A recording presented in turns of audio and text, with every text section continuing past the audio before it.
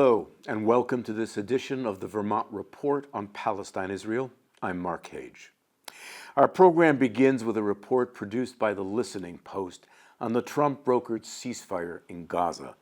We will follow that by a documentary produced by Basement Films and distributed by Zeteo. It's called Israel's Real Extremism, REEL. It's a chilling examination of Israeli politics and society after 2 years of genocide in Gaza, as conveyed chiefly through social media posts by Israeli soldiers and others. We will close the program with reflections and commentary by Nazi Holocaust survivor Stefan Kapos and Sonia Linden, the daughter of a Holocaust survivor, on the parallels between the Nazi Holocaust and what has been unfolding in Gaza since 2023. We start with where performative politics meets reality on the ground, and the disconnect between what Donald Trump is saying about his ceasefire deal in Gaza and what it has really meant for Palestinians there so far. Trump failed to win the Nobel Peace Prize, but the Venezuelan politician who did win it is doing her best to make it up to him. His actions have been decisive. And move over, boys. Make some room for some right-wing women, American influencers, the pro-MAGA womanosphere.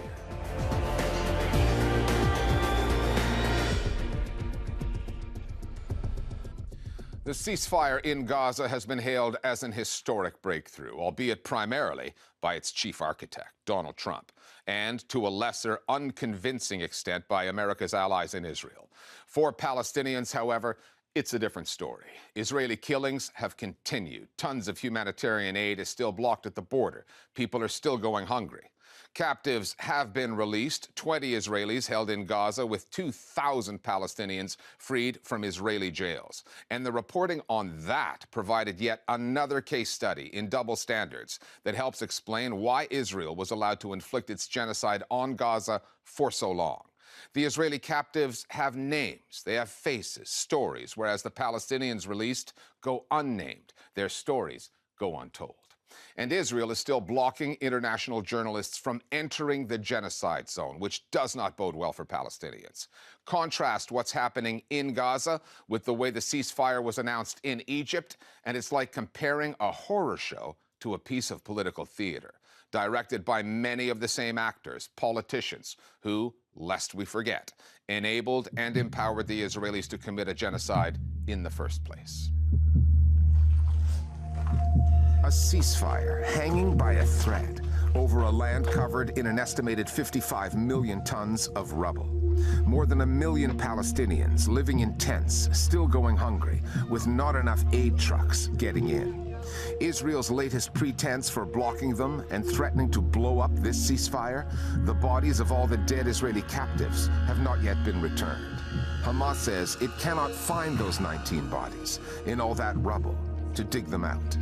In Gaza, where at least 67,000 Palestinians have been killed and tens of thousands more are still missing and presumed dead, but unable to be located either under that same sea of wreckage.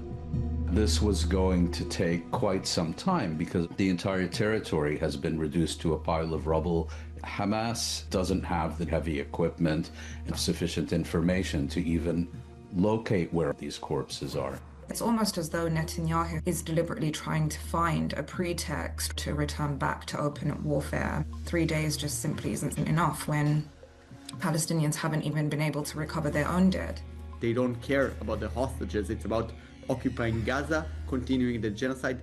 They want to use this so-called violation to go back to fighting. Will Trump allow it? It's another question. From the moment it was announced through to its signing in Sharm el-Sheikh, Egypt, this ceasefire has had a precarious feel to it. Largely because, fanfare aside, the devil is in the details, and this deal has precious few to offer, regardless of how Donald Trump described it. We're going to be signing a document that's going to spell out a lot of rules and regulations, and it's very comprehensive. More than 20 countries sent their leaders to attend, including the UK, France, and Canada. Politicians posing as peacemakers, while their governments still ship weapons to Israel. And neither the Israeli Prime Minister nor Hamas's leaders were even in the room. Added up, and what was presented in Egypt was not even a ceasefire agreement. It was a declaration of what should happen rather than an agreement on what will happen. Okay, thank you. A wish list, effectively, made in Washington. If you look at the communique that was issued at the Sharm el-Sheikh summit, it's just one platitude after another.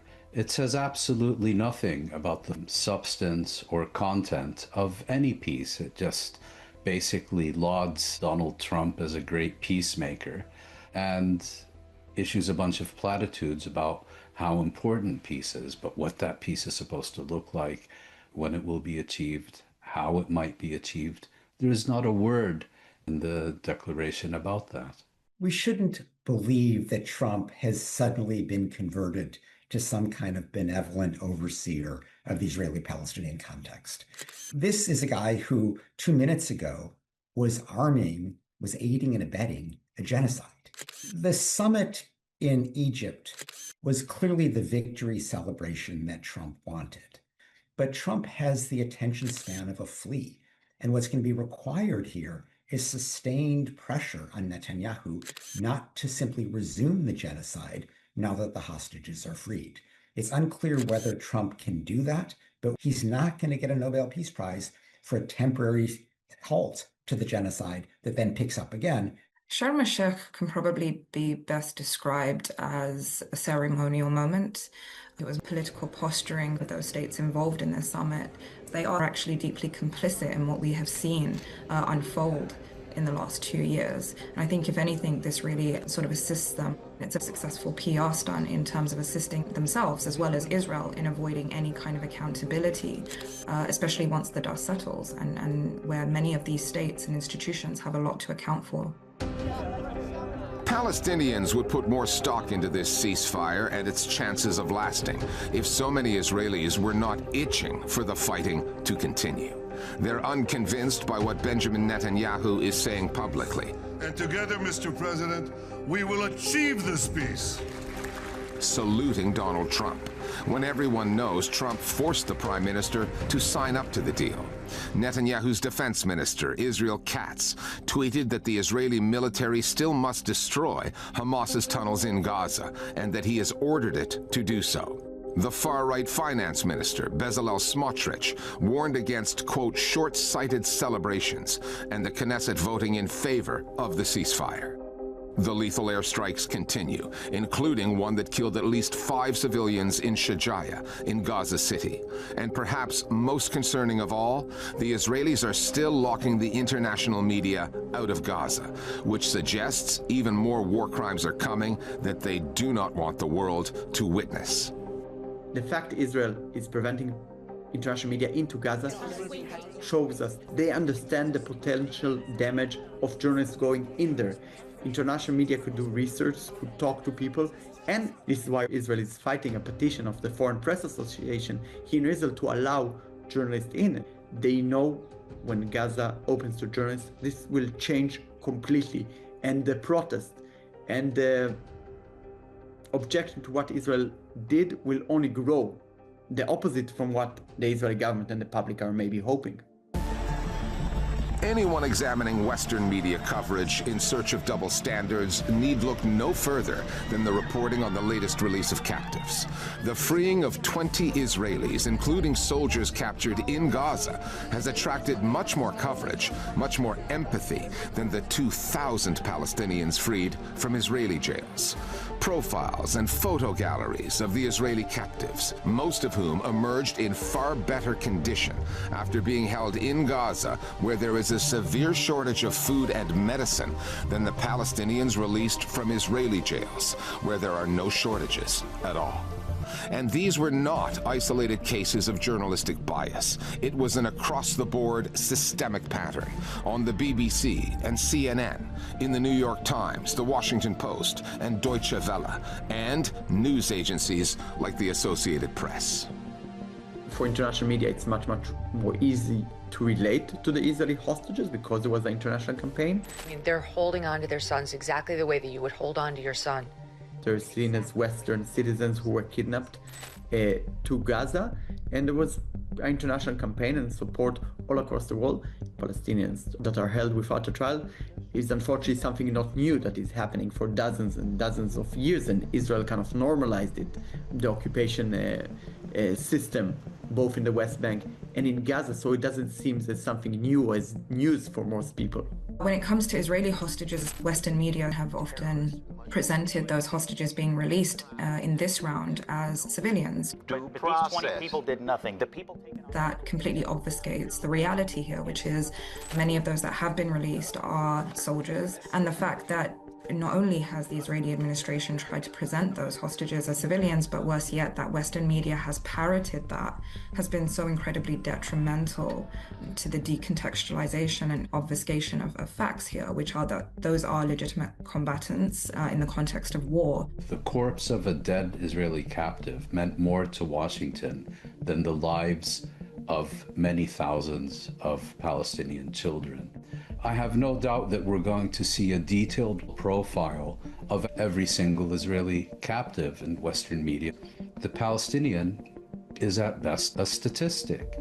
A young autistic Palestinian child seized from the Gaza Strip and kept in the most inhumane conditions. He is, for all intents and purposes, a terrorist, because it's common for the Western media to ascribe humanity to colonial powers and ascribe only the most sinister motives to their darker victims.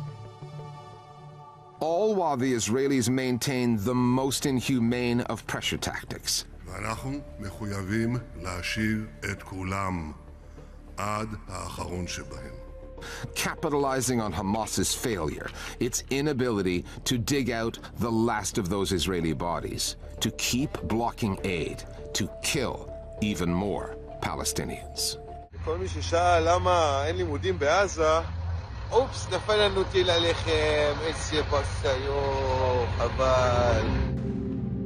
Since the war in Gaza started, Israeli soldiers on the front line have been broadcasting the devastation and their dehumanization of Palestinians on social media. From a tank technician who boasted he crushed a Palestinian man seen through his viewfinder, to the torture of captives, the destruction of buildings, universities, hospitals, and the torching of homes. All circulated and amplified among Israelis back home.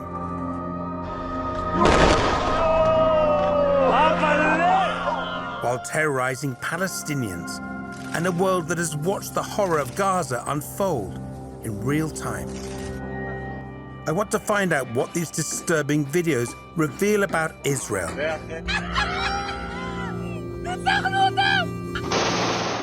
From the soldiers on the front line. ברור שיש תחושת עליונות. ביום-יום אני הולך עם תחושת עליונות אל מול עזה. To the media that dehumanizes Palestinians. I don't see any problem with humiliating the Palestinians. To the right-wing politicians who defend them. The IDF soldiers are the most moral soldiers in the world. To the radicalized activists who want to resettle Gaza. שם אני חושב שצריכים להיהרג עד שלא יהיה חמאס. אם צריך להרוג מיליון, מיליון.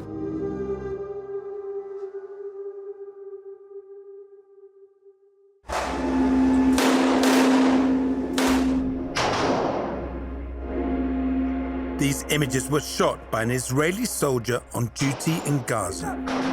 What they don't show is the human side of the devastation. But Gazans are also sharing their images of unimaginable suffering. More than 35,000 Palestinians killed and more than 1 million people displaced from their homes. But Israelis fighting on the front line have been posting videos on social media, sending an emphatic message. They've taken back control. חבר'ה, צהריים טובים. אני בחוף של עזה. צה"ל פה זיקה את המרחב כדי שאני אוכל לרוץ פה יחף. I've worked in Israel for 2 decades, but I've never seen Israel's Jewish citizens so deeply traumatized, so vengeful. On October the 7th, Hamas posted their horrific attacks on social media, terrorizing Israelis. More than 1,100 people were killed. More than 250 were taken hostage. Since these atrocities, Israelis have united in their war effort and have chosen to view their own version of this war. חבר'ה, בוקר טוב מעזה. יניב, קיבלת שתשתה קפה בעזה? יש לנו חול, יש לנו ים, יש לנו שמש.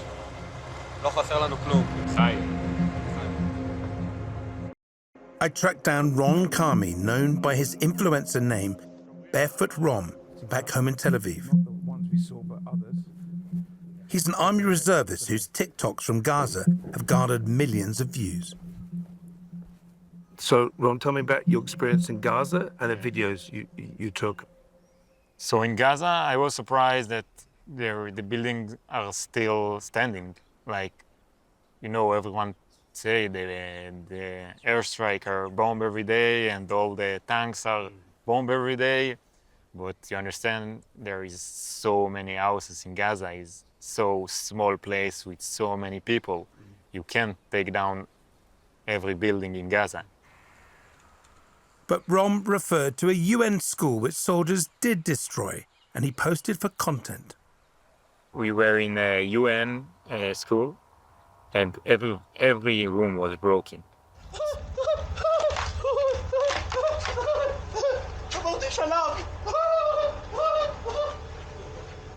I just posted it's 10 seconds video and became viral, and all the Palestine take it and say they laughing about the UN school.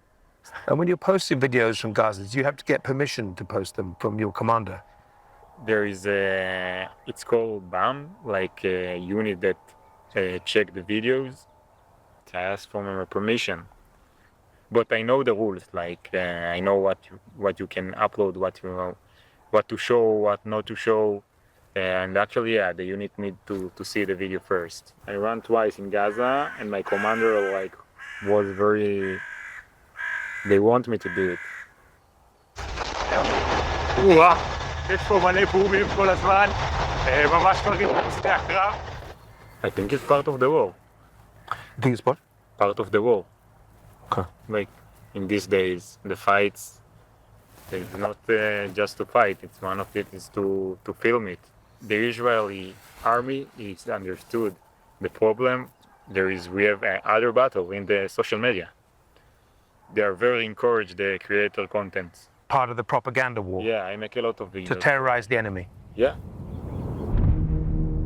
I asked Rom about this now notorious image of a wounded and bound Palestinian captive. The Israeli army has described this as a field questioning, not torture. It told us where suspicion of a criminal offence arises, an investigation is opened by the military police. I think the guy in the chair, I think it's good. Because it's good for that image to be seen, you think? Yeah, because we want... Even if he's in a torture situation? Yeah, of course, because it's part of the war and we want our enemy will see it. Because we want our enemy will be scared from us and will see what happened, that everyone that mess with Israel. You won't believe where my unit found this weapon. Next to this school, there is a house where we found 2 AK-47. Soldiers are also posting videos with weapons they claim to have found. We could not independently verify these videos. Either way, can decimating entire neighborhoods and posting about it online ever be justified? The UN report says it will take 80 years to rebuild 370,000 homes. Well, you know, in this situation now, the world was told by Israel that its army was targeting Hamas. Yeah. But when they see some of these videos that are coming out, posted by soldiers, Do you understand that some people have the impression that it's actually not trying to destroy Hamas, but trying to destroy Gaza? Do you understand why people have that impression? Yeah, for sure. What is the story you believe? In the wake of October the 7th, and with so many hostages still in captivity, Israeli public opinion has remained strongly in support of the brutal assault in Gaza. The majority even believe the military was using too little force. The once small but vocal Israeli peace movement has all but disappeared.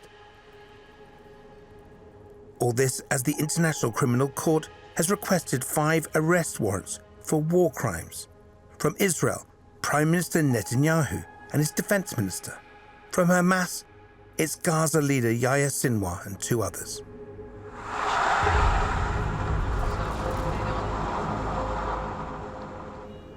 Now the most mobilized activists in Israel are radical groups like Sav Tesha, led by Reut Ben-Haim. Today they're trying to block vital food aid getting to Gaza. אנחנו רוצים חסימה אפקטיבית לאורך שעות, אנחנו רוצים לחסום לחמאס את האוכל. She's sharing her message to her online followers. בסדר? עוד כמה שעות מחבלים, חמושים, הולכים לטפס על המשאיות האלה ולחגוג. הם לא דורכים על המשאיות, הם דורכים על הכבוד של עם ישראל, הם דורכים עלינו. מאיפה לארגון הטרור הקטן והקיקיוני הזה יש יכולת להמשיך לפגוע בנו? מאיפה? כי אנחנו מזינים אותם.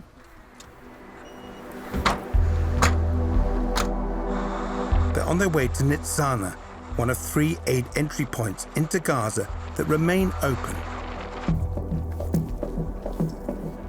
According to one Israeli think tank, 2/3 of Jewish Israelis oppose the transfer of humanitarian aid to Gaza residents.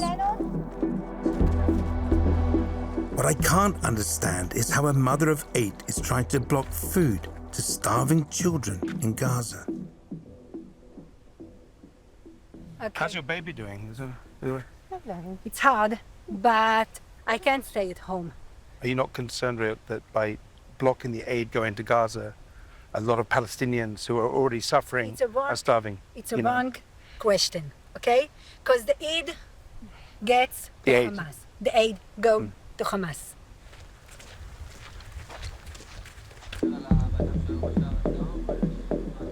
We hit a roadblock with the border police. There's blurred lines between Reut and those there to enforce the law. But Mum is still on her mission to get to the border.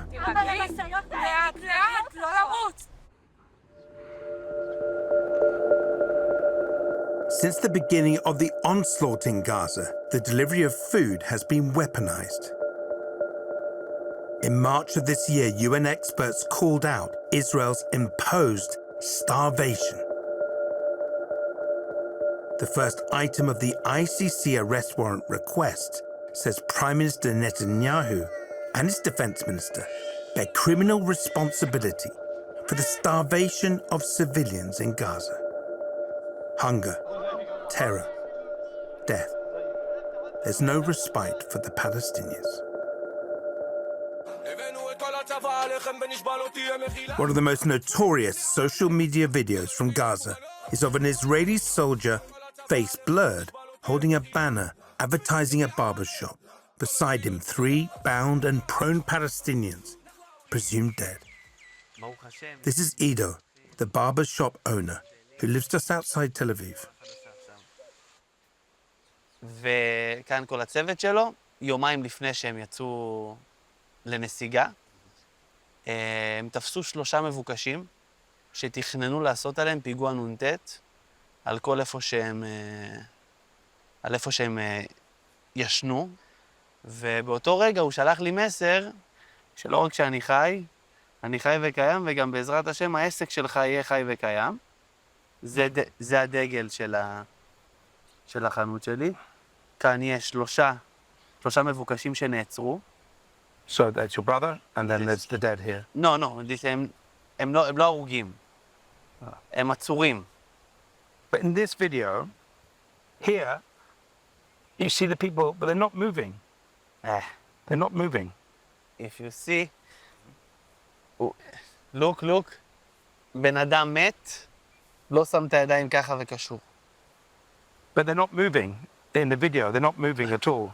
So, of course. How can you be certain they weren't killed? אני אסביר לך. אם אתה רואה את התנועת צוואר שלו, הוא עושה ככה. הוא מחזיק את הצוואר. בן אדם מת, אין לו שום כוח בגוף, ובטח הוא לא יכול לסדר את הידיים. אוקיי? Do you understand that people around the world are shocked by this video and other videos coming out? אני הצגתי סרטון שמעביר תקווה, מעביר מסר מאוד ברור לעם שלי. לא חושב שיש בעיה לחייך שאתה תופס את אותו בן אדם ארור. הפוך. חושב שצריך לחייך, וצריך גם לגרום לו להשתין במכנסיים, כי אותו בן אדם רצה להרוג משפחה שלמה שלך. פשוט. אני מקבל את זה שעינוי של שבויים זה פשע מלחמה, אבל לא עינוי של מחבלים. There is no way to verify the identity of these Palestinians. The Israeli army told us it examines events and videos of this kind and handles them with disciplinary measures. It added, where behavior of the soldiers is inappropriate, it is handled accordingly. These soldiers' videos from the front line are also gaining traction on mainstream TV. This is a Special Forces operator, Chen Cohen. His viral videos from Gaza landed him a spot on one of Israel's most popular national bulletins. חן כהן, לוחם בצנחנים, שיצא שלשום מעזה, חן הוא נגר, ובעלים של העסק חן מטבחים, ועכשיו, אחרי 3 חודשים של לחימה בשטח, הוא חזר לעסק שלו, הוא מנסה לשקם אותו מחדש. חן, שלום לך. ברצועת עזה שמצאת, איך לומר, חן מטבחים גם ברצועת עזה. בוא נראה ביחד. ומה שיש לנו כאן זה מטבח עזתי. יש לנו פה מזווה 40 סנטים, 2 יחידות, מגירות, בלי דלתות ובלי מדפים. טוב, חן מטבחים, אנחנו קנינו כמובן את המטבח הזה שהצעת.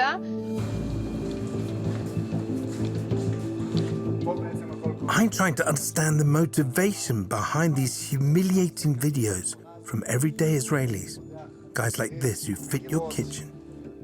ובאתי להראות גם לקהל הישראלי את המטבחים בעזה כחלק משמירה על שפיות בתוך מלחמה.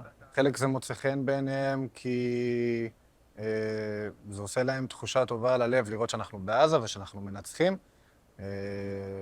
וחלק זה נותן להם תחושה של חדירה למרחב הפרטי של העזתים, או שישראל משפילה את עזה. חסר לנו קצת התנור, חסר לנו המיקרוגל, חסר לנו פה המדיח, המקרר גם כן חסר, אבל יש לנו ידיות אינטגרליות ומדפים.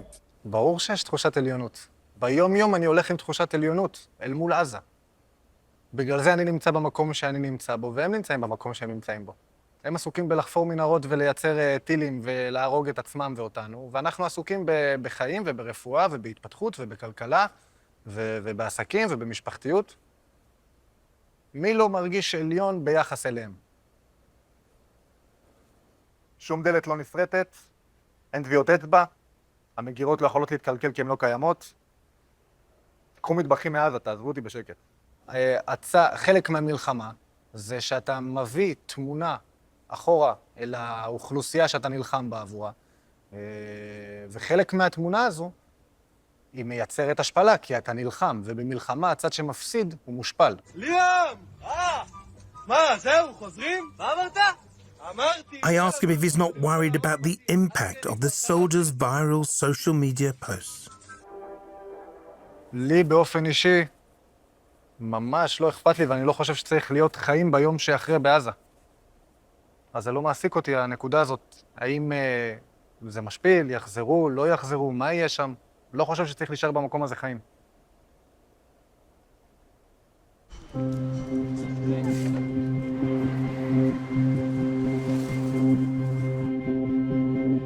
I want to find out more about the link between the soldiers' social media posts and the mainstream media. I've come to Channel 14. Netanyahu's channel of choice. This is Itamar Fleischman, panelist on The Patriots Show, one of Israel's most influential talk shows. Their ratings and fandom have skyrocketed since October the 7th. I'm afraid. He says everything that's true. How important is this program for Israelis? It's the only show that I watch. It's the only channel that I watch. The news is the truth. You can't trust any other channel. I trust them. This clip from Itamar on The Patriots Show caused a stir online. לא יוצאים מעזה, אתם תמשיכו לרעוב, תמשיכו למות, הבתים שלכם ימשיכו להישרף, הילדים שלכם ימשיכו לחיות בבוץ ובניילון, עד שאחרון החטופים לא בא לכאן חזרה. Is your show popular with soldiers? Do they feel encouraged by your... Tell me about that. Tell me about the response. We get many videos of soldiers watching the show on the front lines. These are our brothers or sisters or cousins, they are all there. And what are they saying to you about the program? Keep it up. Keep it up. Keep pushing us. Keep pushing us forward. Keep insist on the right of Israel to fight this war. I am a servant of our soldiers. Anything they need, I will be there for them. אנחנו גדחן 271 בין מסר לחמאס. I know this. Right? You think it's great? Yeah, why not? Why do you say it's great? Because the bomb is going to go off in 1 second. Yes. Don't cross our border. Every place that was complicit in this crime would be destroyed in this way. But that's a huge amount of civilian infrastructure as well, isn't it? I will again advise you to go to Gaza and see for yourself. What is the meaning of civilian infrastructure? לכל מי ששאל למה אין לימודים בעזה, אופס, נפל לנו טיל עליכם, איזה פסאיו, חבל. Here's a soldier saying that they've destroyed the university. There's no more education now in Gaza. So what? You think the education in Gaza was something you need to preserve? Burning of houses. Yeah. And there's a like a skip that had any connection to this crime would be destroyed. So people find it's humiliating, you know. Oh, maybe humiliating. I don't. Someone's home. As I told you before, I don't see any problem with humiliating the Palestinians. There is nothing wrong with humiliating. It doesn't matter what we do. It will always be the response of the West. We are exaggerating, but we are war criminals. We have genocidal thoughts. That's a lie. A pure lie. And I prefer to live ugly than to die pretty.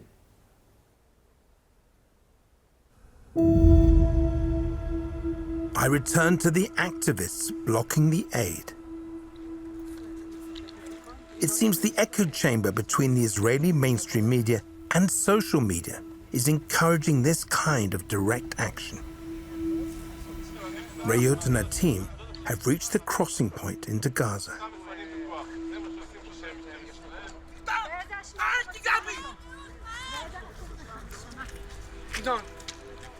צריכים פה יותר אנשים בפעם הבאה, זה לא יכול להיות. תראו, איזה אלימות, אלימות, אלימות. Riyadh's live stream continues at the border fence. של חטופה. As she tends to her baby, I meet another activist from the group. So have you managed to block the gate now? Yeah, the gate is closed, as you can see here. We closed it, and the gate will remain closed until they evacuate us if they manage to. The aid is being blocked, people are starving, and Israel's responsible for that. The ones who are responsible is Hamas. They are the legitimate government of Gaza. They need to take responsibility. We are at war. It is the war. And I want Israel to win that war, and we need to put pressure on Hamas. And this is the right and the most efficient way to do so. For the Savtasha group, their blocking is a success. No aid trucks got through that day. In the ensuing weeks, local media identifies some activists from the group ransacking aid trucks.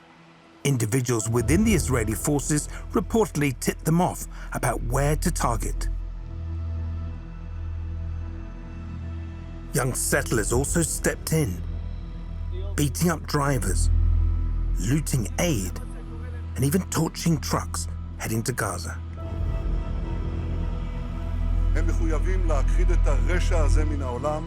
The extremism reflected in these activists, both online and in the mainstream media, is coming from the top, from the Prime Minister himself, calling up biblical references of brutal retaliation. זכור את אשר עשה לך עמלק, נצטווינו. To his defense minister. אנחנו מטילים מצור מוחלט על העיר עזה. אין חשמל, אין מזון, אין מים, אין דלק. הכל סגור. אנחנו נלחמים בחיות אדם ואנחנו נוהגים בהתאם.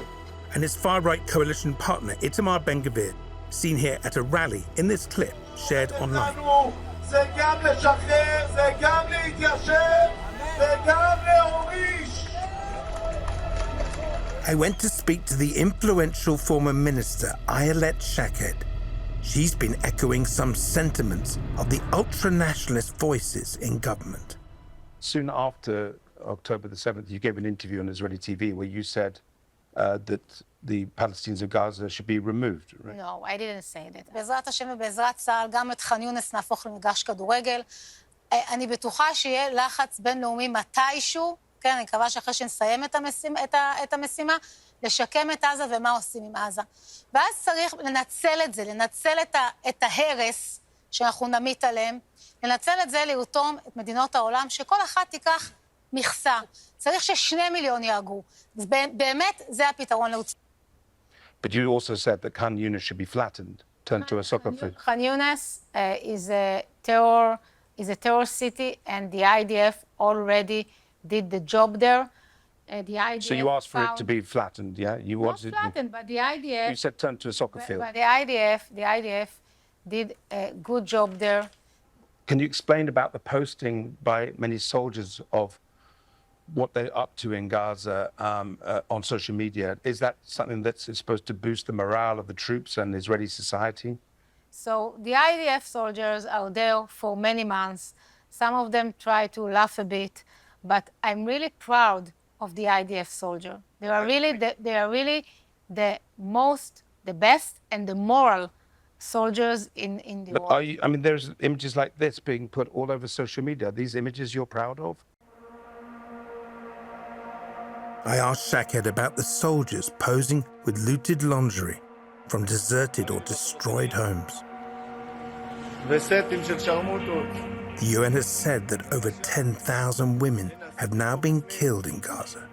In lingerie, wearing women's lingerie, Look, celebrating. Those are soldiers. You need to show pictures of soldiers that were decapitated by Hamas, not to show picture of few soldiers that make laugh after 6 months that they are in war. No, but there are many videos where, you know, soldiers are with captives. T'as vu ces enculés, mon neveu? Ces fils de putain? Allez, descends, fils de pute.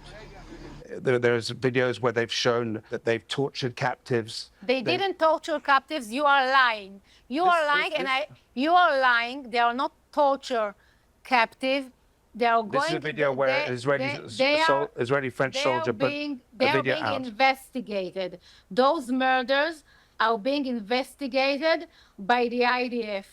The IDF soldiers are the most moral soldiers in the world, and I can't accept the fact that you are sitting here and sell lies. T'as vu ces petits fils de putain là? Regarde, il s'est pissé dessus. Regarde, je vais te montrer son dos, tu vas rigoler, regarde. Ils l'ont torturé. On va le faire parler. T'as vu son dos? Ah, fils de putain. That soldier said that these captives had been physically abused, and it was showing the abuse on the back of the captive. They didn't physically abuse. It's a war. war is a dirty thing. Okay. But our soldiers, they are doing this process because of the atrocities that Hamas did on October 7. The word Holocaust was never really mentioned. I am a child survivor of the Holocaust. So when it comes to never again, they perpetrate similar atrocities and genocide on other people.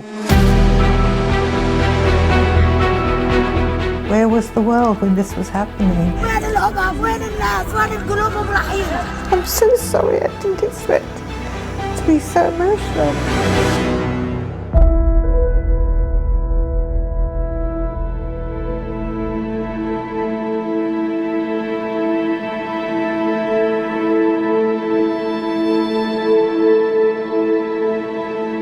I was born in the year that the war ended in Europe. My mother had given up her Orthodox Jewish identity to marry my father, who was a German political refugee. All my parents' friends were German Jewish refugees, but only my father was not Jewish. Well, interesting enough, in my family, the word Holocaust was never really mentioned. I'm a child survivor of the Holocaust. I was living in Budapest in March 1944 when the German army invaded Hungary and Budapest, and suddenly the Jewish population, which had already been suffering certain amounts of discrimination, they arrested and deported something like 400,000 Hungarian Jews from the countryside. Over half my mother's family, extended family, were killed in Auschwitz. I lost 15 members of my family to Auschwitz. Very few came back. My mother, on the other hand, when I read her memoir, she would say, "I still hear the screams of wives and children when out of the blue their husbands and fathers were first brutally assaulted and then dragged away. Hitler screamed his abuse over the wireless. He had the final solution for all Jews. Germany was an abyss of hate and death. Where were all the other people of this world?"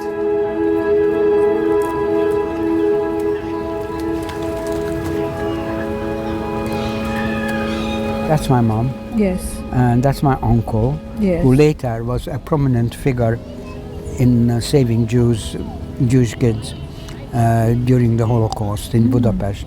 And all the children died in the Holocaust. Now this is an immediately after war picture. See, I was a bit older. I didn't fully understand the implications of the situations we were in, but I don't remember being afraid. And she said, when people were taken away in the night, she could see the curtains twitching. You know, the whole issue of being a bystander is a very interesting one. And I think that's the legacy that's come down to me. Don't be a bystander. And I think I'm going cry now. I think that's what I feel so strongly. And I have become an activist. I'm so sorry, I didn't expect to be so emotional. So that's the legacy that's come down to me through both my parents. We felt after the whole Holocaust and the war was over, it was so horrendous that humanity will have a common agreement never to repeat anything like that again. And yet it does repeat. And in a number of different ways, the situation in Gaza rhymes with what we went through.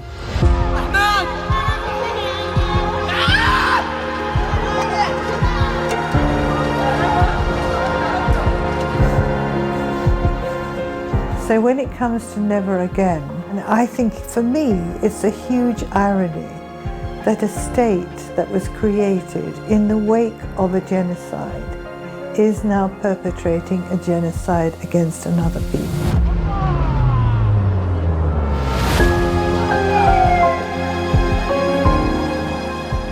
Now there are 1 million people threatened with relocations under the threatened further attack on Gaza City. How do they do it? How many people unable to move? The other is destruction itself. I cannot even believe at what they're perpetrating now with the starvation.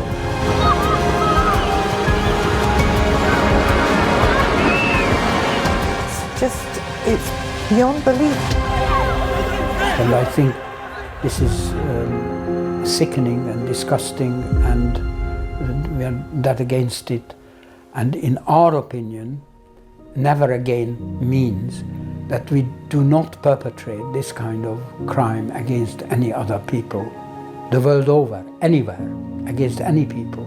I mean, in a way, Israel is made up from its inception of traumatized people, and it's not unknown for people who've been abused to become abusers. We are ready with our children to move into the Gaza area right away. What I see in Gaza is very evil, deliberate, systematic destruction. And I think that's, in my eyes, that is an even greater evil than what I experience, although superficially it looks exactly the same. I think that the tide is turning, and that history certainly will tell a very different story. And I think Israel, I'm afraid to say, is now a pariah state. We are Jews ourselves speaking out. And we stand on the sides when the big marches go by. And our purpose is to show that we are against any repeat of the genocide and the Holocaust. There's a very famous quote from Martin Luther King that the arc of the moral universe is long, but it bends towards justice.